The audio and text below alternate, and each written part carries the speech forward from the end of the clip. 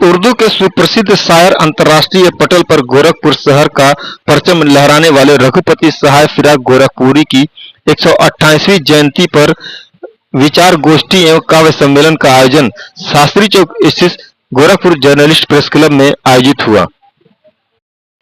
फिराक गोरखपुरी की जयंती पर जन संस्कृति मंच द्वारा आयोजित यादें फिराक कार्यक्रम में समकालीन जनमत के प्रधान संपादक व यादगारे फिराक के लेखक रामजी राय ने कहा कि उन्होंने इलाहाबाद में फिराक गोरखपुरी से मुलाकातों व गुफ्तगू के हवाले से फिराक गोरखपुरी की देश समाज भाषा की चिंताओं को विस्तार में रखा। वो अपना घटक दी, बोले कि तुम गद गए हो, तुम्हें कभी कविता समझ में नहीं आएगी। हिंदी में तुम्हारे फिराक साहब बोले कि हाँ हाँ मेरा गुलाम और मानसिकता है कॉलोनियल, लेकिन ये बताओ कि जो सिगरेट उठाए हम लोग तय कि एक सिगरेट छोड़ देना, एक सिगरेट तो बची थी।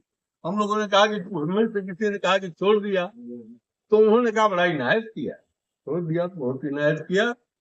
मैं ये कह रहा हूँ कि निराला बड़ा दूसरे अर्थों में था, और कुछ उनके यहाँ निराला का आना जाना था, क्योंकि निराला आते थे हमारे यहाँ और कहते थे कि आप अपनी शायरी को क्यों नहीं देवनागरी लिपि में छपवा, ताकि और ज्यादा इसको लोग पढ़े।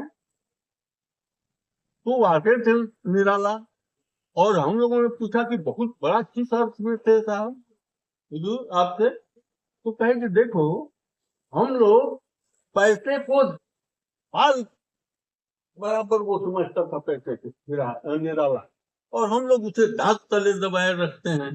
एक तो ये बात थी, ऐसा कवियों में साहित्यकारों में कम लोग दिखते हैं, इतना बड़कपन नहीं दिखाई देगा केवल स्वार्थ के पीछे पड़े रहें। और दूसरा उसकी जो एक गीत मुझे याद आता है वो भूलता नहीं। हम लोगों ने कहा कौन सर हुजूर, तो बोले कि बांधो न नाव इस छांव बंद, पूछेगा सारा गाँव। ये सचमुच बहुत हम लोग को चौंक गए साहब जो इस तरह।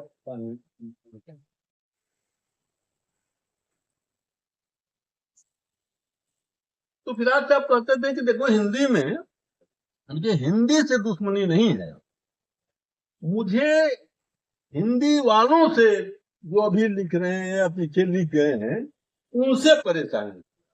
क्या परेशानी है कि वो ऐसी ऐसी भाषा लिखेंगे कि लोगों को समझ में नहीं आएगी। विशेषकर वो छायावाद पर नाराज रहते थे।